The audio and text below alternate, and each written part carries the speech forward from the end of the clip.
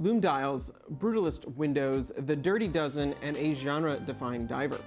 It's episode 81 of A Week in Watches, a semi-weekly look back at news, stories, releases, and more from the watch industry.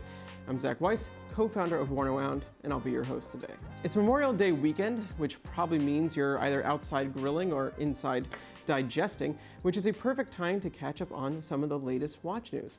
And I have it for you. Today's episode is brought to you by William Wood, who are celebrating the release of their new Dunkirk watch. Continuing William Wood's inspired homages to firefighting, the Swiss-made bronze nautical watch is a collaboration with the Massey Shaw, a London fire brigade boat that rescued over 600 lives off the beaches of Dunkirk in World War II.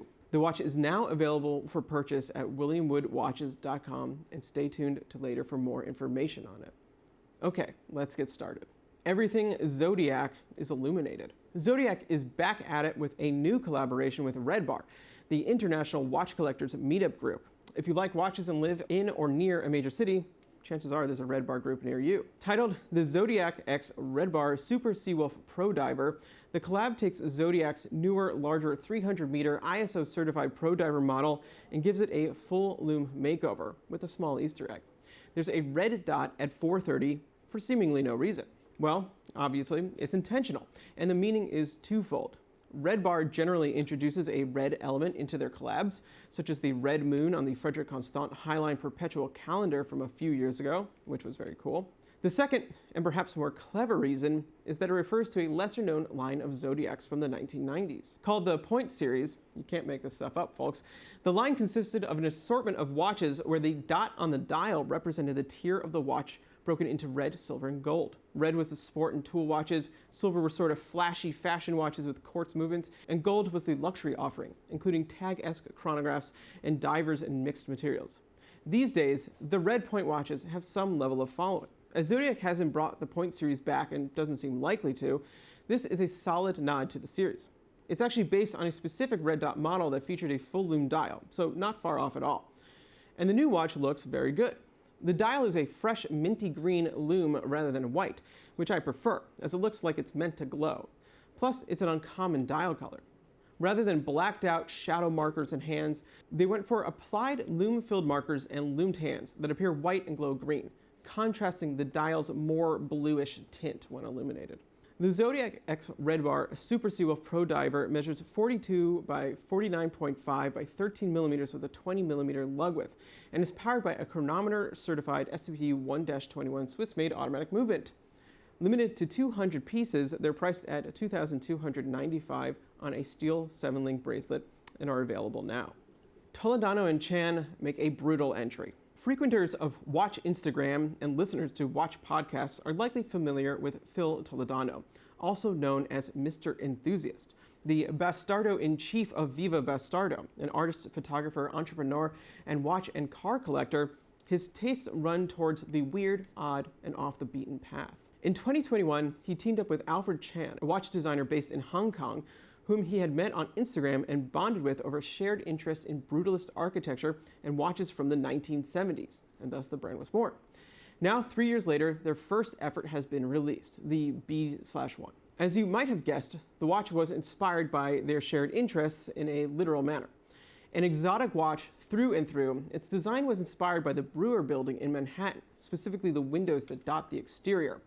A building I'm personally quite fond of as well. It used to house the Whitney Museum, where I spent many a day wandering around. The window's trapezoidal shape is clearly seen in the case shape, as well as the links of the integrated bracelet. What's important to note is that it's not a flat shape.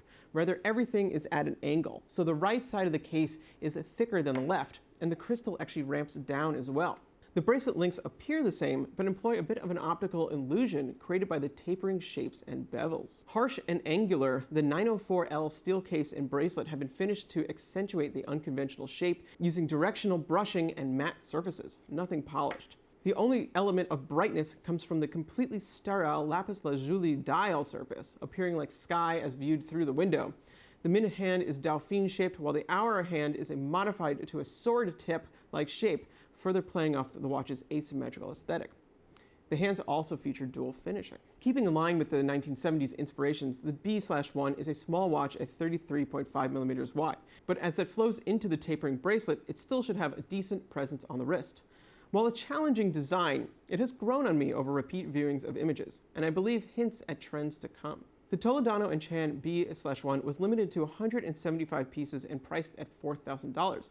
It sold out the day it launched, but I have a feeling we'll see more from them as 3 years of development for 175 pieces feels a bit lopsided.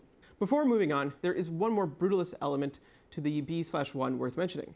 The packaging is made out of concrete.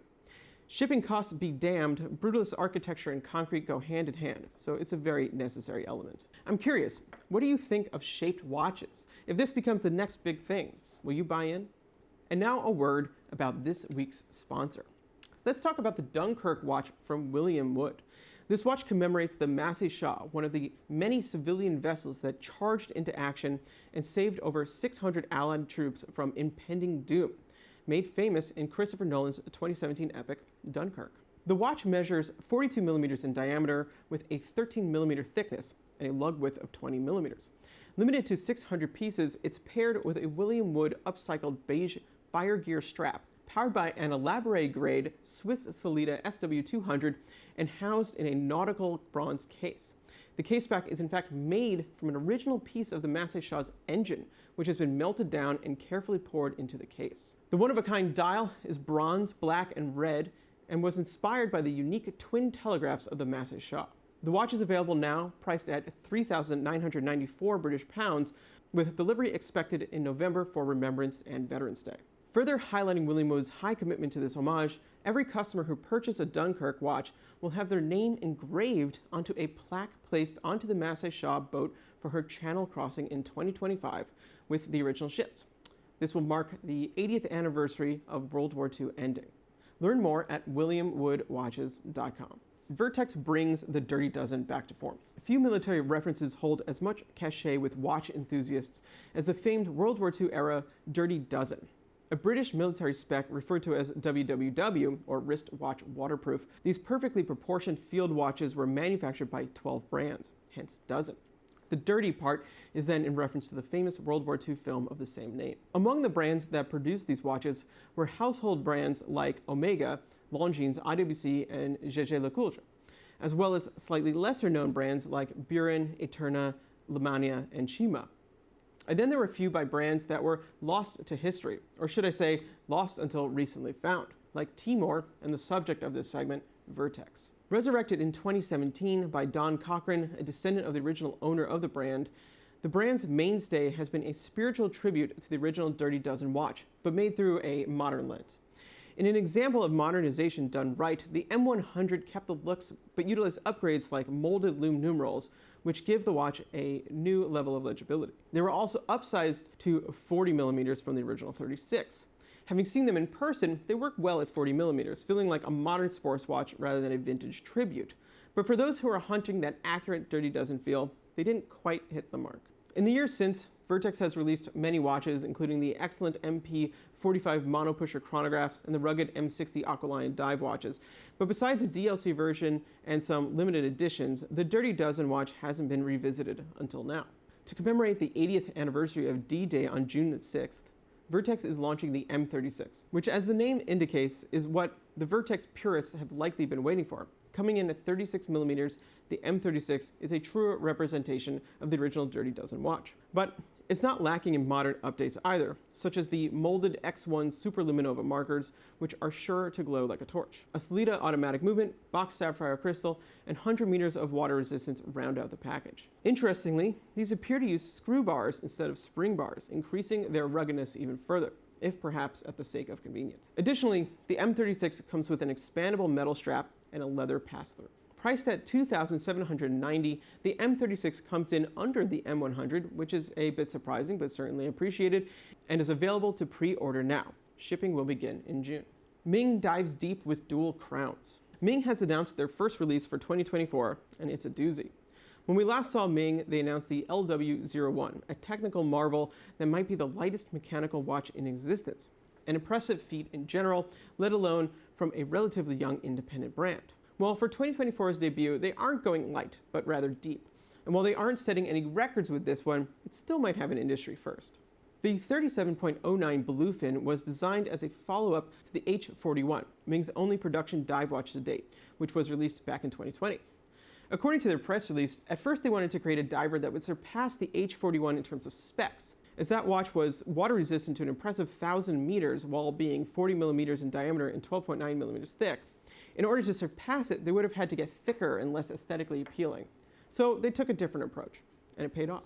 The 37.09 is based on the brand's newer 37 series case, utilized in last year's Moonphase, Monolith, and Sand models, reinterpreted as a dual-crown dive watch. With that said, I don't think any other Ming has felt quite as modern and strange, in a good way. The 3709, as you can plainly see, lacks a bezel, externally or internally. Rather, there is an index of graphic forms printed on the dial. So what does the second crown do? Well, it turns the dial. Yeah, the internal bezel is the dial surface, which I'm pretty sure I've never seen or heard of before. After all, typically a dial has fixed elements. But that's not the case with many Mings. Rather, the index is machined into a sapphire crystal and filled with lume, hovering above what is typically thought of as the dial. Making things even cooler, the dial is riding on a unidirectional 60-click mechanism and turned via a crown that neither pulls out or screws down. As for the case, through some crystal curvature engineering, Ming was able to achieve a 900-meter crush depth as tested in a lab. Thus, they've rated the case to 600 meters to err on the side of safety. Which is to say, it's more than water resistant enough for anything you throw at it. And remember, that's with an internal bezel crown that doesn't screw in. But the best part is that it's still a svelte watch, coming in with a 38mm diameter and a 12.8mm thickness, two of which is crystal. Powering the 37.9 is a customized Sellita SW300, which has been plated all black, including the custom rotor. I happen to really like this approach. It's not flashy, but it's heavily customized, meaning they put in the effort. Also making its debut via the 3709 is a new FKM rubber strap that is designed to fit any of Ming's 20mm cases with a curved end to fit flush.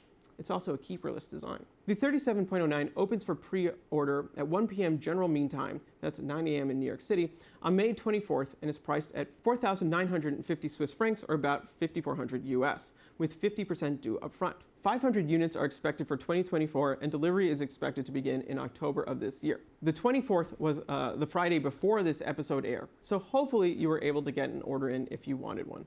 Ming is an impressive brand. They've managed to hone in on their aesthetic in a way few brands can, stubbornly sticking to certain elements while also throwing convention to the wind. The result is a genuinely fresh, modern watch brand that impresses with each new launch. I'm curious, what do you think of Ming and the new 37.09? And that's it for episode 81 of A Week in Watches. We'd like to thank William Wood once again for sponsoring this episode. Like and subscribe if you haven't already. Be sure to check out wornaround.com daily for more great watch content. I will see you next time.